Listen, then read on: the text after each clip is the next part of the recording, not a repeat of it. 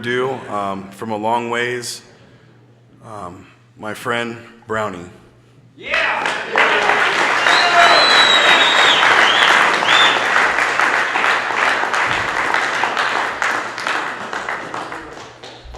hi guys, my name's Brownie, I'm an addict.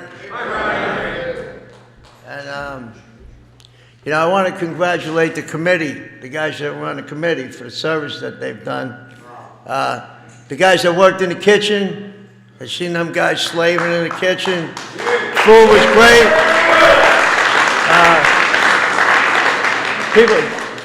There's the chef over there.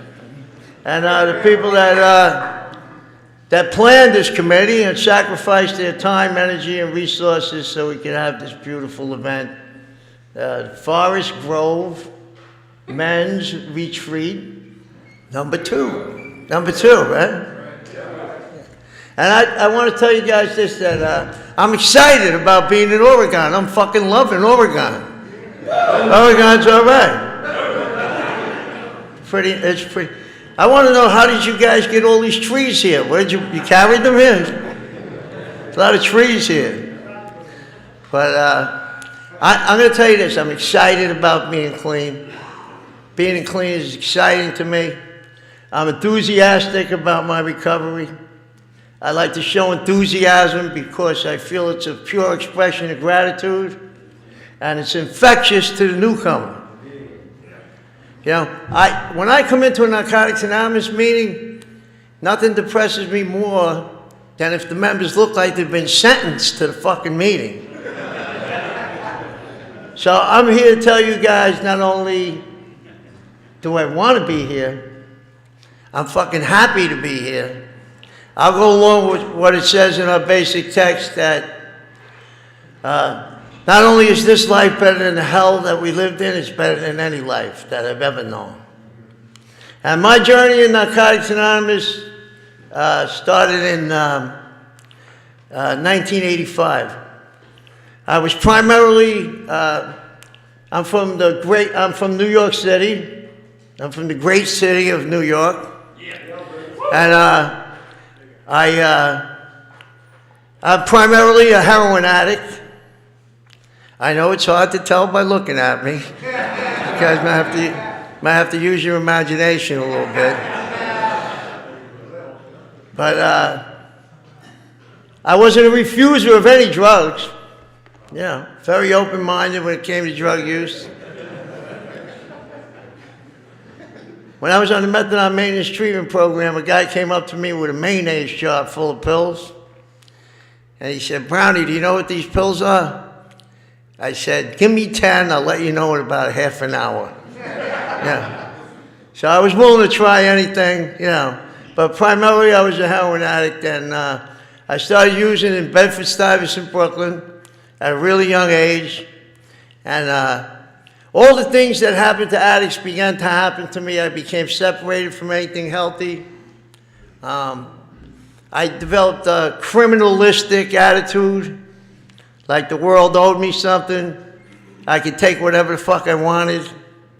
And I get separated from anything healthy, my healthy friends. And I began to suffer the consequences that all addicts suffer. I began going to all kinds of different institutions.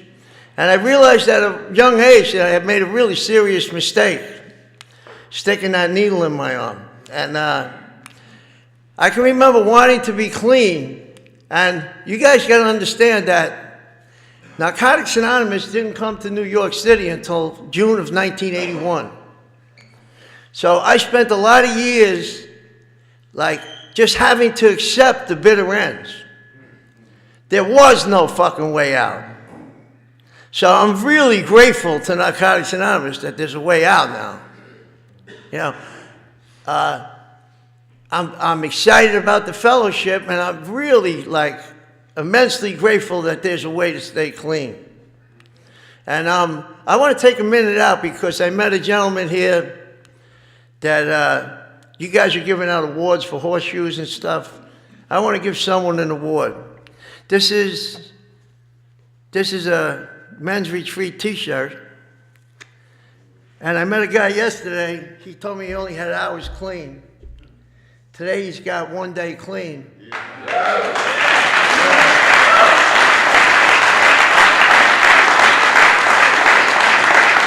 David, come up.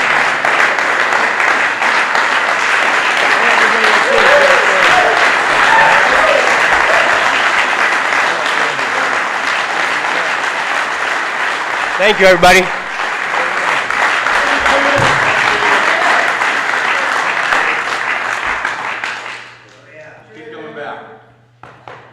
How many people here are in treatment? Can you guys stand up for a minute so I can see you? I want to tell you guys that just for today, you never have to use drugs again.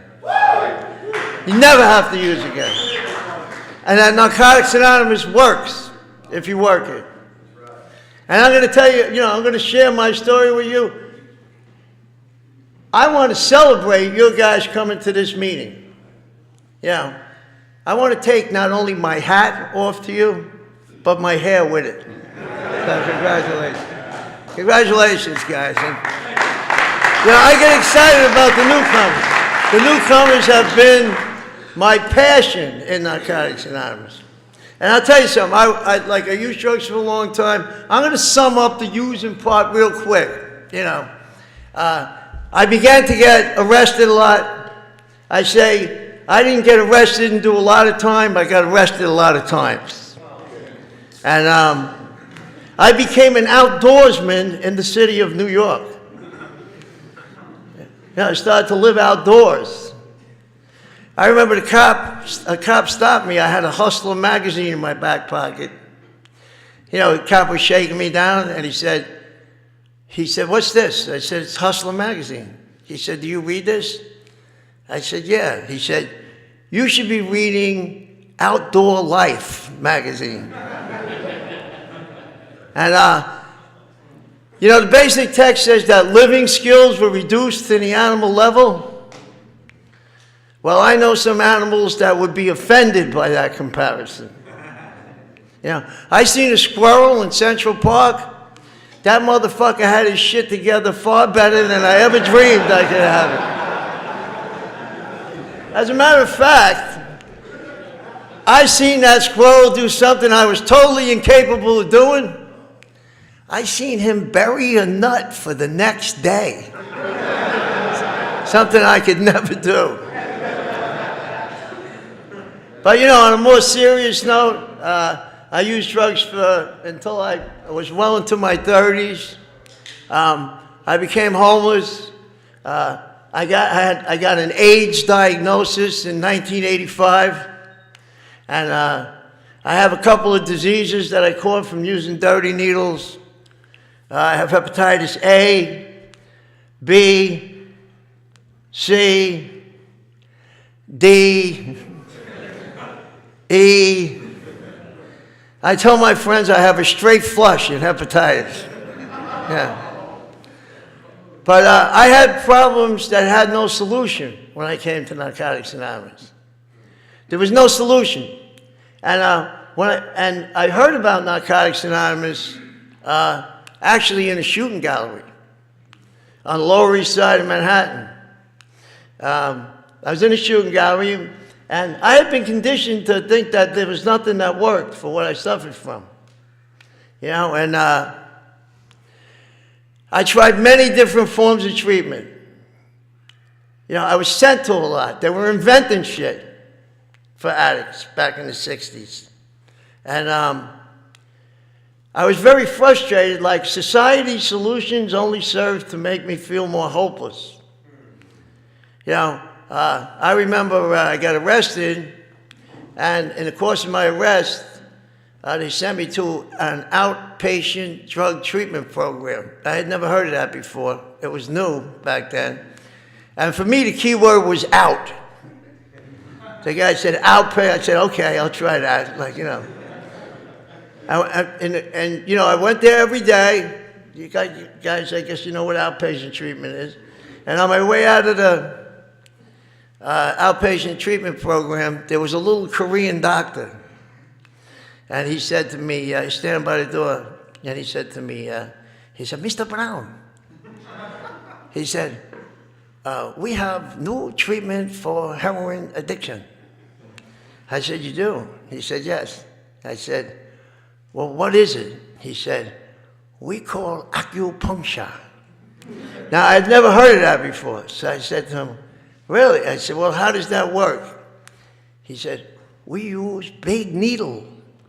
I said, let's get started right away. It sounds like a treatment I might be able to do. He took me into his office, and he drilled a hole. Well, he had a couple needles sticking up on the top of my ear. He drilled a hole through the top of my ear, stuck a pin in my ear. And I was so desperate because I had been to many different places and for many different kinds of drug treatment. And he said to me, I'll never forget what he said to me. He said, when urge to use come over you, he said, spin metal pin in ear. And he said, obsession to use will subside. And I was looking, I was saying, like, this motherfucker looks like he knows what he's talking about, yeah. And I left his office at 12 noon. I had a couple needles sticking up with some adhesive tape and a pin in my ear. And at 12:30, I was in East New York, Brooklyn, like this. So, many of the things I tried didn't work. I just listen, the theme of this retreat is one addict helping another. The therapeutic value of one addict helping another is without parallel. We say that in our meetings. We're the experts at staying clean. I was watching TV the other day, and they had that guy, Dr. Phil, on TV, and he had a drug addict on his show, and he was trying to talk him out of being an addict. Let me tell you, if you're slamming heroin, cocaine, crystal meth, and smoking crack, Dr. Phil ain't gonna fucking help you.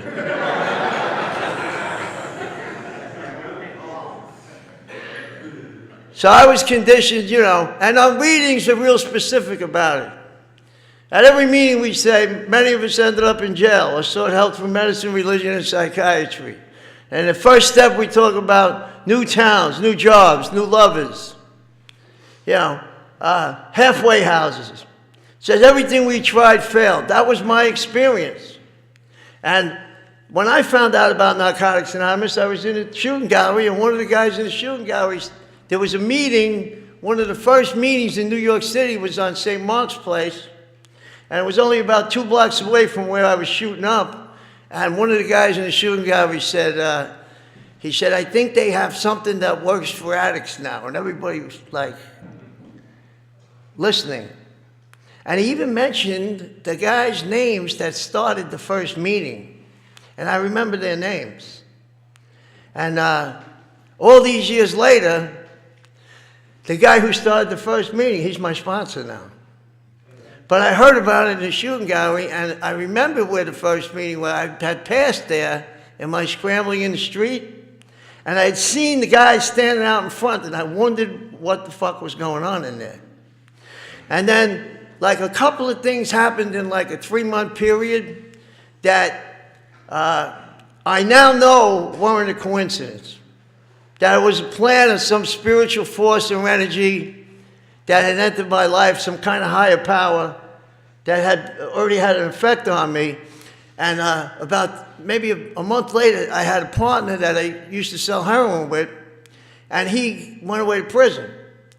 And about a month after I heard about it in the shooting gallery, I seen him come walking down the block in Queens, New York, and he looked healthy. He had clean clothes on. He had gained a lot of weight. The life had come back in his face. He had some kind of awakening, on his face, the look of a person that had been spiritually dead but is now awakened. And I said to him, did you just get released from jail? And he said, no, Brownie, I've been out for 1.5 years or 2 years. And I was so puzzled by that. Because I said to him, because he looked so fucking healthy, I couldn't put it together. I had never seen anyone that got clean before. And he had a gold chain around his neck, which really disturbed me. Yeah, I wondered how it stayed there. And he said, I can't really talk to you. He said, I'm on my way to a meeting. And that was the second time I heard about it. And I was a little insulted that he didn't want to talk to me. And about a month after that, I was standing on the corner of 112th Street and Broadway in Manhattan. And I was at wit's end. I was leaning up against the garbage can, and a bunch of people came across Broadway, and they looked at me and they said, they said, come with us. We're going to take you into a Narcotics Anonymous meeting. And even though I had heard about it 2 times before, I said to them, like, nah, I'm all right. I'm just going to stand here next to this garbage can all night, And they said to me, we'll buy you something to eat. And I said, let's go. And they took me into my first Narcotics Anonymous meeting, which was the Morningside group on 114th Street between Broadway and Riverside Drive in Manhattan. And that day changed my entire life. When I walked into that meeting, I seen stuff going on in that meeting that was different than all the other places I had been to to try and find a solution to my addiction problem. I got in there early. We came in before the meeting started. I heard the rattling of chairs. There was people laughing. There was coffee on. There was a guy making coffee. They had slogans up on the wall. We still hang up slogans in my home group. We still hang them up on the wall. And all the literature was out. I noticed that all the guys got along. I was looking for someone that was like a counselor or, because I hated authority figures, but I noticed that no one was really in charge. So that was attractive to me. And every place I had been to before that, the first question they ever asked me was, what kind of insurance do you have? When I got into Narcotics Anonymous, no one asked me what kind of insurance that I had. And they passed the basket, and I seen people freely putting into the basket. So as I stayed in the group, I began to feel a spirit or an energy. And let me tell you something, I was high when I came in. I had shot dope and drank methadone. And when I got inside that meeting, I could feel it right through the drugs. Something in my spirit, something that was different. And I knew that place was different than all the other places I had been to for my addiction. And so I started going to Narcotics Anonymous meetings. They gave me a meeting list. They told me, even if you're high, keep coming back. You guys in treatment, I want to share this with you, that was back in 1985. I didn't get clean right away. But that thing that they told me, keep coming back, after all these years, I found out that that's like the best information I was ever told in Narcotics Anonymous. And I have kept coming back. And I took that meeting list and I started to go to meetings. And I didn't get clean right away. And back then, Narcotics Anonymous was new.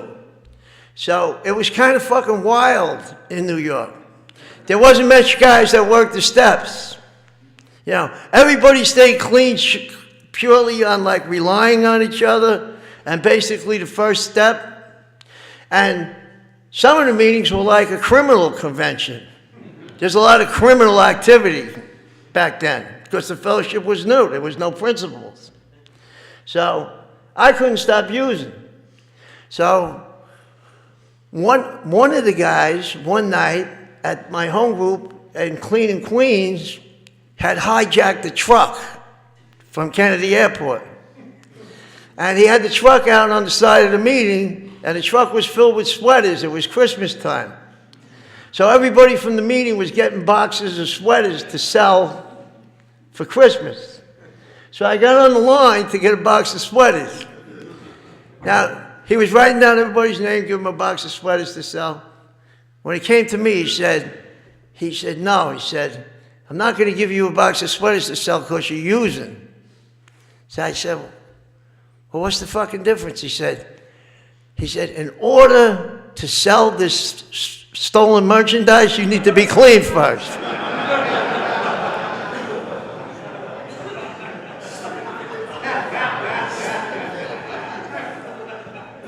So, I didn't get clean right away. Yeah. So I forgive myself because some of the information I got in my early exposure to Narcotics Anonymous was a little confusing. Yeah. I had listen, and in that first home group, I walked in there with an AIDS diagnosis. I didn't know how long I was going to live. There was like 40 members of that group. We used to have big meetings back in the 80s. There was like 40 members of that group that also had AIDS. And they began dying off one by one.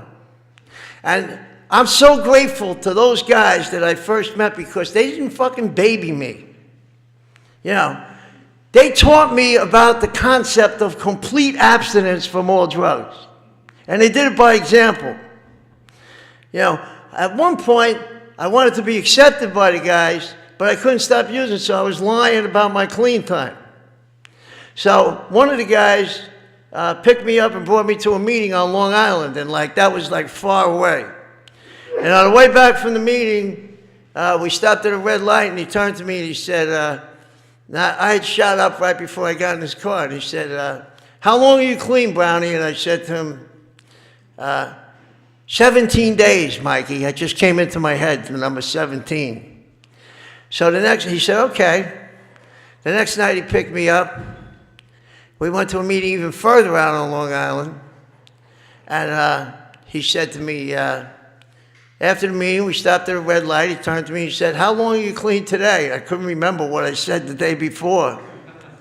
So I said the wrong number. He said, get the fuck out of my car.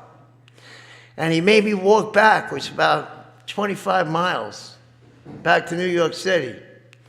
And the next night he showed up and he said to me, come on, we're going to go to an NME. I said, no, I got it in your phone. And he took me out way far again on Long Island. And after the meeting, he stopped at a red light. He turned to me. I went oh shit, here it comes. He asked me, how long are you clean? I said, Mikey, I shot up right before I got in your car. Please take me all the way home. And he said to me, that's good. He said, I'm glad you said that. He said, because you don't need to lie to me. He said, I'm the motherfucker that's trying to help you. So I started to learn about honesty. And I learned about complete abstinence. One of the guys from my home group, his name was Chip. He was dying from AIDS. And I still wasn't clean yet. I went to the hospital to visit him. And these guys were like warriors that I first met in Narcotics Anonymous. And he was in the hospital room connected to about 40 different machines. They had machines on his lungs, they had ice on his legs. It looked like the bridge of the Starship Enterprise, his hospital room. And I was in there visiting him, and the nurse came in, and she said, I have a shot of morphine for you, Mr. Variali. And he said to me, he called me over to his bed, and he said to me, tell her to get the fuck out of here. And I was like, I had never seen nothing like that before in my life. I said, you're not going to take it? He said, Brownie, I told you, tell her to get out of here. And I was going to say, could you give it to me? I had never seen nothing like that before. After she left, I told her, no, he doesn't want it, go out of the room. I said, Chip, man, you're dying. Why did you refuse to take the morphine? And he said, I did it because you're here. And he said, and I'm leaving. And he said, I wanted to leave you with something. And he has. He has left me with something. Listen, over the years, I've had an AIDS diagnosis. I learned that I don't have to use drugs no matter what fucking happens to me. Yeah, I stand on the principle of complete abstinence. I don't take nothing. If I'm in pain, I've had surgery. I refuse the medication when I take surgery. So I've learned from them guys that their dedication, by the example of brave people, about not using. And I'm going to tell you guys this, that if I had to list my greatest achievements in life, number one on the top of the list would be that I achieved the state of complete abstinence from all drugs. That's my greatest achievement.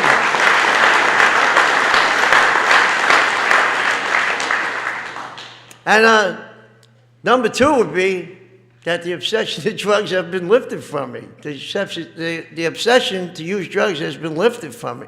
I don't think about using drugs when I'm in a problem situation anymore.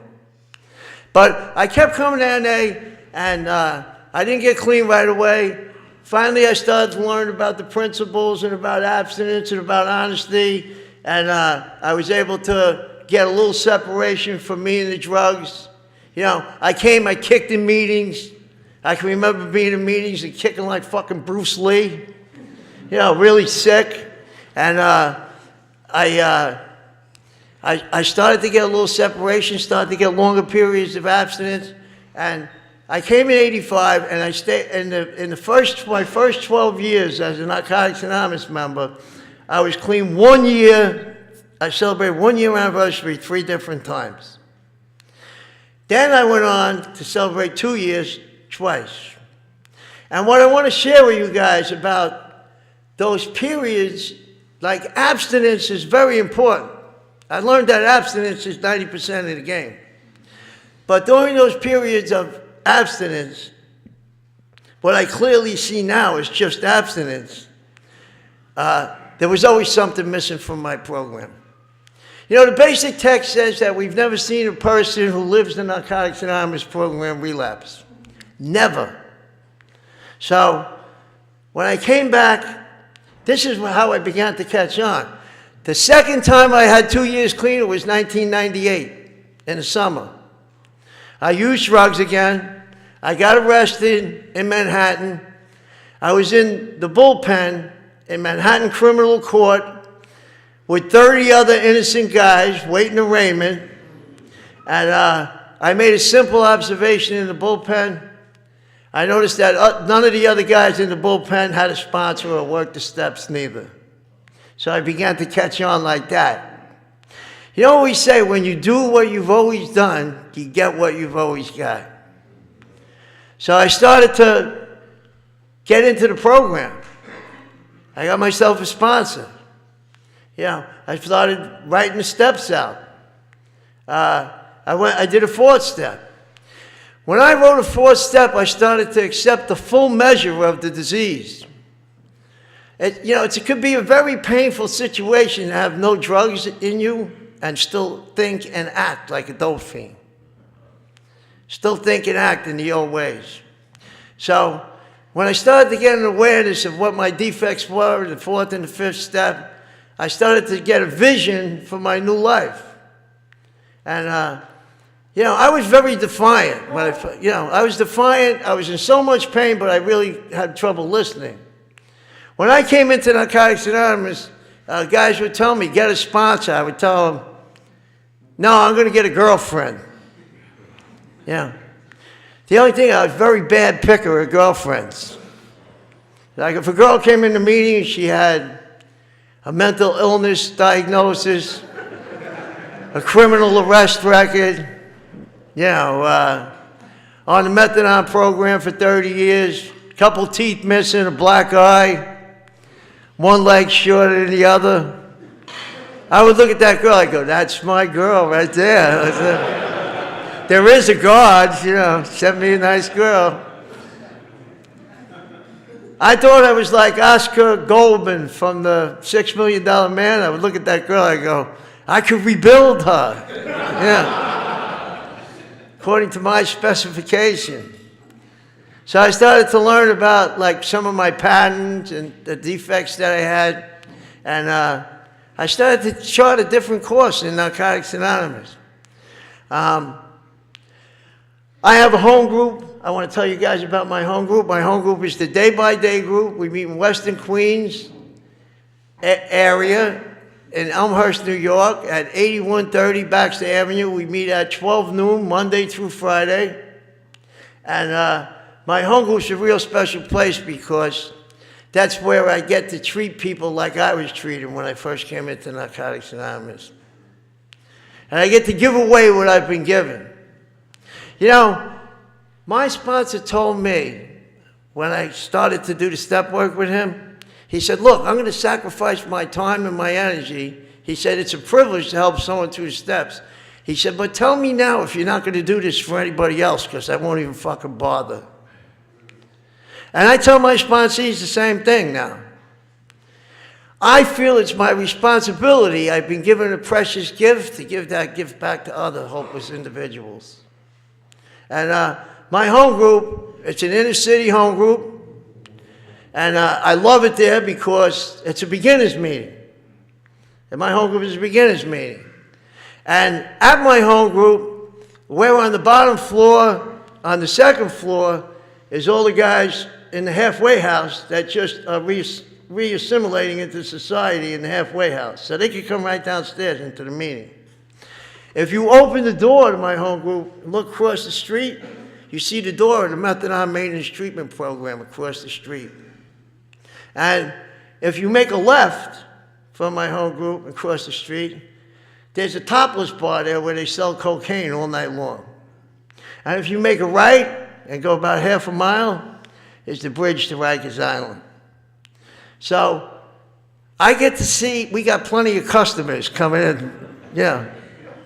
We got plenty of customers coming into my home group, and I get to see the miracle that happens when people work the program. And that's probably the greatest gift I've gotten in Narcotics Anonymous, is to be involved in another person's recovery, and the feeling I get when I'm involved in another newcomer's recovery. You know, I was talking to some of the guys that were in treatment here. I want to thank you guys for talking to me. I want to thank the newcomers in this meeting because I talk directly to the newcomers. I want to thank the newcomers in this meeting for making my life worthwhile. I've developed a sense of purpose and direction through the 12 steps of Narcotics Anonymous, and it's kind of reaffirmed with me what my purpose on this planet was. You know, when I was using drugs, I was lonely, desperate, confused, but probably the most painful feeling of all was that I felt like alienated from society. And I used to look at other people that had like jobs and a purpose and families and wonder why the fuck God put me on this planet. I've been attending my home group now. My clean day is August 27, 1998. I'm clean 17 years, 9.5 months. And I basically dedicated my life because I'm single. I have no children. I'm retired, so I'm able to go to that home group every day and interact with the newcomers that come into the group. And it's really a precious gift. You know, we say that, we talk about one addict helping another. The spiritual benefits I get from helping other addicts are immeasurable. The basic text says, we can't measure the amount of spirituality that we get when we've given something to another human being, no matter how small. So it's really about helping other people in Narcotics Anonymous. And my home group, I'm an active participant. I'm not a home group member by declaration. I'm a home group member by participation. I'm down with this shit. You know, being a home group member is probably the one place where my gang-minded mentality worked in my favor. I joined the fuck up. And I show up early. You know, I make sure the literature's available in my home group. I attend the business meeting. When I attend the business meeting, I try and attend it for the common welfare of the group. Some people show up at the business meeting, that's all they want to do is fight. Somewhere along the years, Narcotics Anonymous service has changed from people meeting to more effectively help addicts to people meeting to argue about fucking helping addicts and not helping nobody.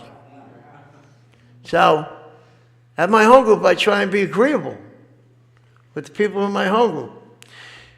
You know what I say? We say in my home group, we say, if you don't like your home group, stay there and make it better. Don't come to mine and fuck it up. So, I'm defensive about my home group. We kind of like protect the place. We fix anything that's broken there. We follow the traditions. I heard Steve speaking about the traditions today. A real important part of the traditions is taking care of the place that you meet in. That, we're guests in someone's building. So in my home group, we even have tools.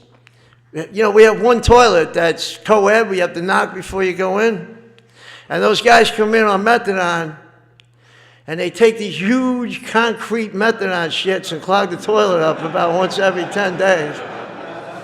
So I had to buy a snake for the toilet. I got to snake the fucking toilet out. Let me tell you something. Those methadone shits are so hard you could pack them into a cannon and blow a fucking ship out of the harbor.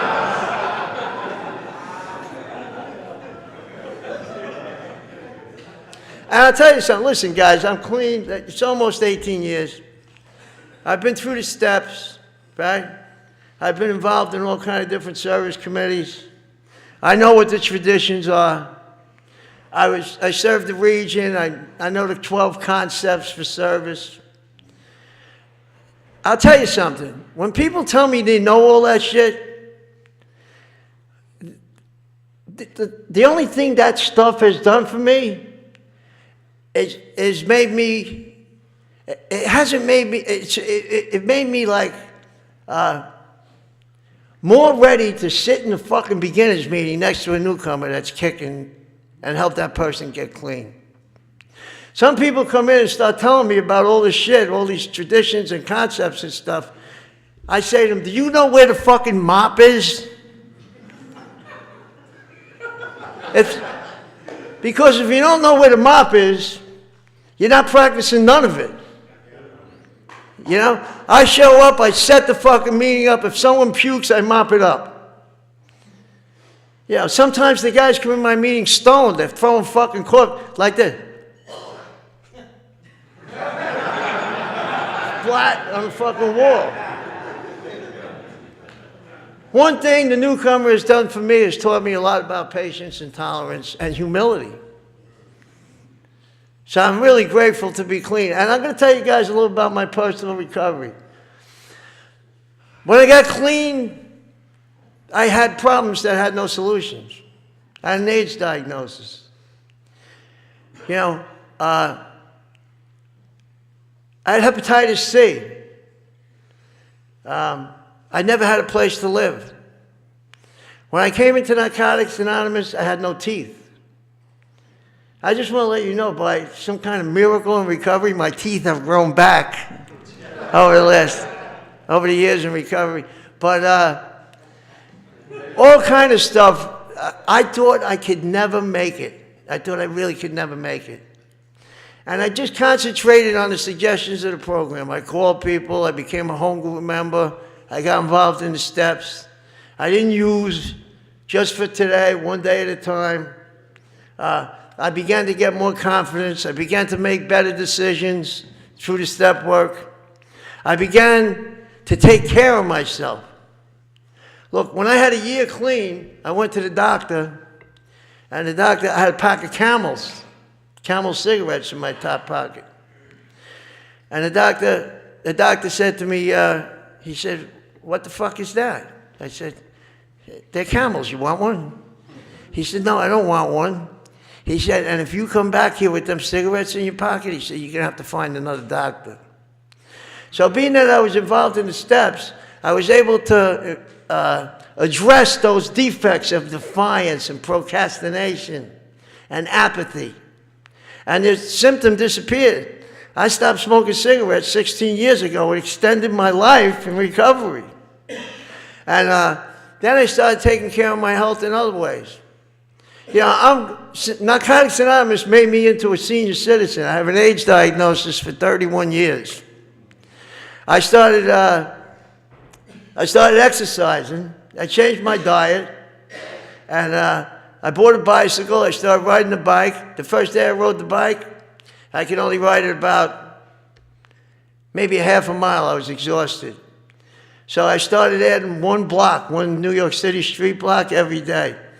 I learned the concept of one day at a time, just for today, keep one foot in front of the other, and by about a year, I was biking 30 miles a day. Then I started running. And at 62 years old, I was able, I started running the same way, little bit by little bit. And at 62 years old, I was able to run 5 miles a day, and the cops weren't even chasing me. So I'm really grateful to like some of the stuff I learned in Narcotics Anonymous.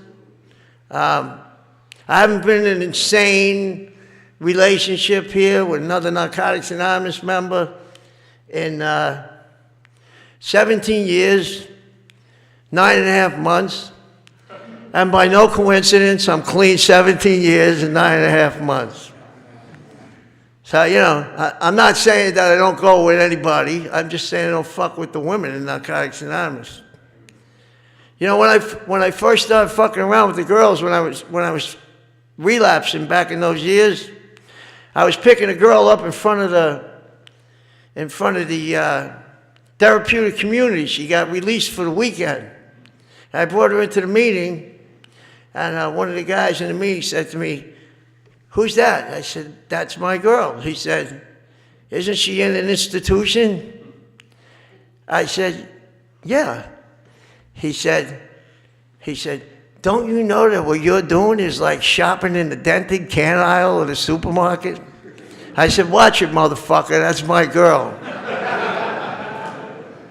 But no, I learned my lesson. I have I'm just going to share this with you. There was one woman that I was living with when I was relapsing. I put her out, and I've been clean ever since. She didn't talk to me for 17 years, 18 years almost. And when I threw her out of the house, I changed the locks. I brought her shit because I knew I was going to die if I didn't get out of that relationship. I didn't talk to her for almost 18 years. 3 months ago, she came walking into my home group looking for help. 18 years later. So I kind of learned that, like, if I do the right thing and I stay clean, then I'm able to be there for other people. And I never really concentrated on personal advancement. I just concentrated on the program and did what the steps told me to do. And I found this, that when I turned my will and my life over to Narcotics Anonymous, that I always advance personally. That I don't have to concentrate on materialistic things. One of the big gifts I got in recovery was that I got to take care of my mother for the last 15 years of her life. When I was using drugs in the South Bronx, I hadn't seen my mother for 5 years. I came to where she lived and knocked on her side door. She hadn't seen me in about 5 years. I knocked on the door, and she just pulled the curtain and looked out the window. And I said to my mother, "Aren't you going to let me in?" And she said, "No." And I said, "Do I look high to you?" And she said, "You're frightening people's pets in the neighborhood." She said, "Dogs and cats know you're fucked up." And she never opened the door for me. When I got clean and I started to work the 8th and 9th step, I didn't think my mother was going to let me near her. So you know what I did? I started showing up in front of her house every time it snowed and shovel her snow. Like 6 o'clock in the morning. And I knew she could hear the shovel scraping on the sidewalk. And I did it one year, it snowed a lot. I said, "This is a bad idea," But I kept showing up and doing it. And I would see her looking out the window at me. And finally, she said to me one day, she opened the window and she said, "Do you want to come in for a cup of hot chocolate?" So I got my foot back in the door like that. You know, we can make amends. Amends. You can tell people you're sorry, but if there's no change in behavior and an awareness of the other person's feelings, the amends are fucking useless. So my mother could see by my actions that I meant business. So she let me back in the house.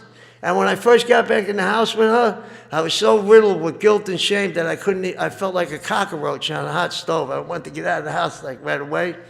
But I learned to persevere here in Narcotics Anonymous. One of my favorite slogans in Narcotics Anonymous is don't leave 5 minutes before the miracle happens.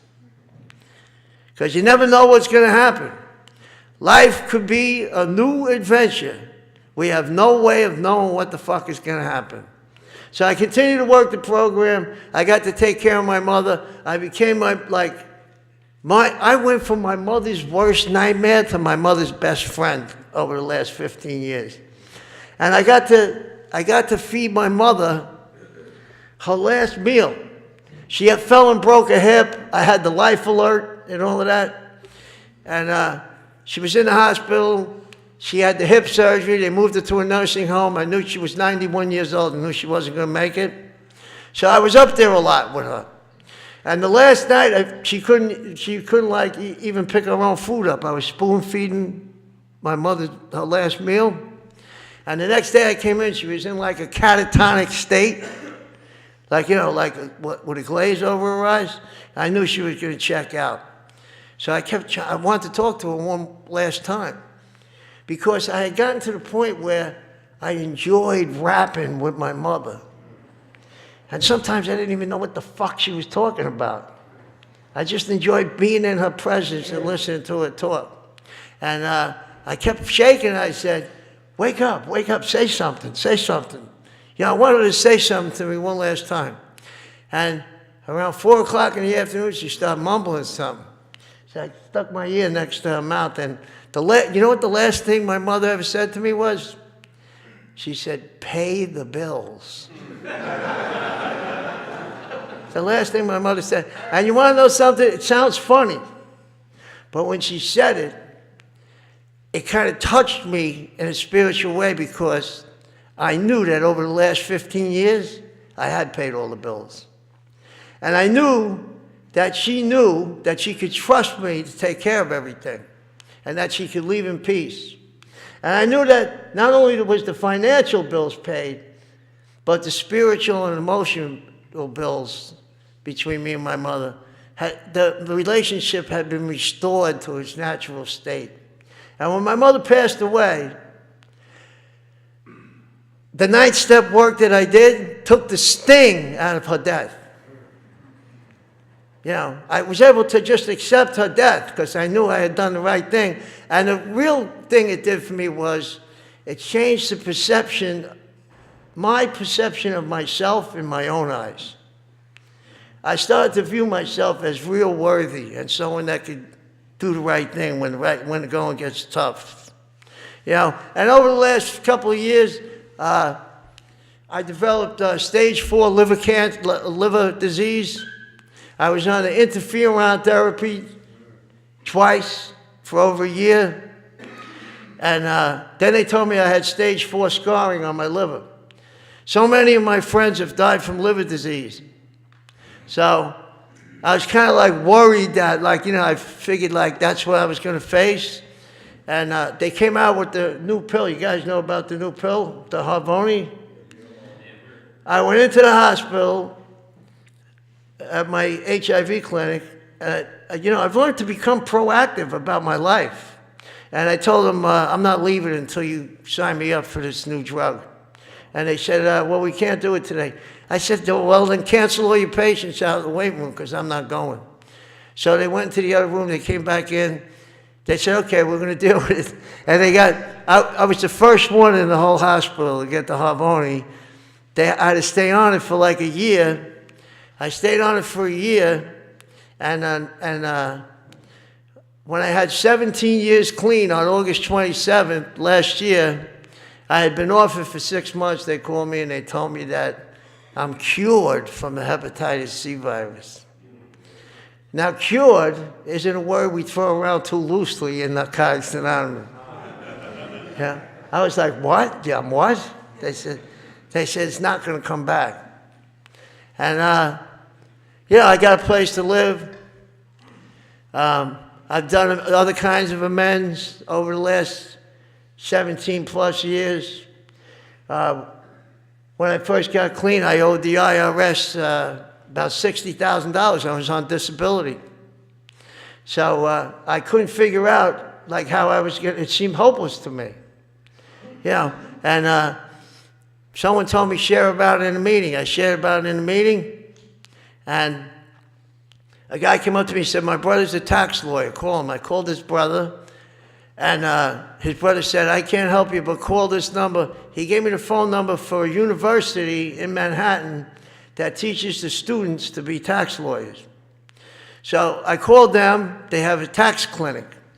I called them, and the girl got on the phone. I told her the whole story. I said, look, I got fucking AIDS. I ain't going to be able to pay the IRS back. I can't have a bank account. You know, I got to hide my money. I can't live normally. So she said, let me talk to the professor. She said, you going to be home tomorrow morning? I said, yeah. The next morning, my phone rang at 9 o'clock. She said, her name was Sarah. I'll never forget her name. She said, congratulations, Mr. Brown. She said, you are our class project. And I came in, I gave them all the paperwork, and they fucking relieved me of $60,000 worth of debt. Took a couple of months to do it. Then I had worked a couple of years as a union plumber when I was younger. Then I got the AIDS diagnosis. So I had put money into the pension plan, right? So I went to the AIDS organization, I got a free lawyer there. I said, how come the United Association of Plumbers and Steamfitters won't give me my pension money? Because they say that, it was so long ago. I waited like maybe till in the 90s. So she took all my paperwork, all my fucking stuff. I had to go to Social Security, get all my records and everything. She started a fight with them over my pension. And finally they sent her a letter. They said, look, we're not going to give him all that back money, but if he reaches 65, we're going to give him a vested pension, and he still remains disabled. So I was able to straighten a lot of shit out here in Narcotics Anonymous. Stuff that I thought I would never be able to straighten out. There was no cure for hepatitis C. So that's why I say to you guys, if you think that you can't get clean, and you think there's something in your life that has no solution, just stay clean, because the solution will present itself eventually. And that's the hope and the message that I have today. One addict helping another. We can only keep what we have by giving it away. These are some of the things I learned here in Narcotics Anonymous. All of that stuff now, listen, when I got clean, I lived under a fucking highway in the South Bronx, under the Bruckner Expressway. I just want to share this with you guys. I have 2 places to live now. My mother left me a house, and I have an apartment on the only ocean beach in New York City. Not like that's a promise that it's going to happen to everybody, but that's beyond my fucking wildest dreams. I'm clean. Although I came to Narcotics Anonymous in 1985, I'm clean almost 18 years, 17 years and 9.5 months. There's guys that I know from the beginning that are clean 31 years. Sometimes they're not impressed with my clean time. I tell them, I say, go in front of the fucking judge and let him tell you 17 years and 9 months. Maybe that will readjust your perception on fucking time. A long time to be fucking clean. So I'm really proud of my clean time. It was hard-won experience. And if you guys are ever in New York City, I want to invite you to my home group. Come to my home group. I've had a very fortunate recovery. You know, when the IRS lifted the debt from me, they sent me a certificate. It's called lifting of the lien. You know, they'd say that the lien against you was lifted. I framed that motherfucker. Listen, you know when you go into people's houses, they have their degree from universities. When people come into my house, I go, check that shit out. You know, I don't know anybody, nothing. You know what I mean? And that's the freedom I got. I always used to be afraid of the police. The police used to fucking target me because of the way I looked. Now, when I pull up to a red light and a cop pulls up next to me, I feel like rolling the window down and saying, check my ID now, motherfucker. I'm legit. I got license plates from the same state on the front and back. I'm registered, insured. I got a real license. That's the freedom I got here in Narcotics Anonymous. No one tells me what to fucking do. No more COs, no more counselors, no more urine tests. You know, I come and go as I please because I want to stay clean. So I want to let you guys know in treatment that this can work for you. And that if you think you can't make it, we insist that you can. Because we know the program works. So I'm very grateful to be here in Oregon. I had a ball with you guys. I want to thank you guys for everything. You know, you guys were a little more subdued than the people in New York. In New York, they're like fucking savage beasts. Yeah. The meetings are very loud. Everybody's raising their hand, and you know. So it's really a pleasure to enjoy your serenity here. And I've seen a lot of good recovery here. You know, I've been a Narcotics Anonymous member since 1985, and I just want to share this with you. And it's not to say anything about any other. I've never gone to any other fellowship. When I got to Narcotics Anonymous, I didn't think they were going to let me stay here. When I found a fellowship filled with drug addicts that had been in the same place that I had been and done the same things that I had done, I felt like I died and went to heaven. I never dreamed of going anyplace else. And it's worked in my favor because Narcotics Anonymous is a simple program. You know, once I started to surrender to the suggestions, I started to realize that I didn't have to figure shit out. It's all been figured out already.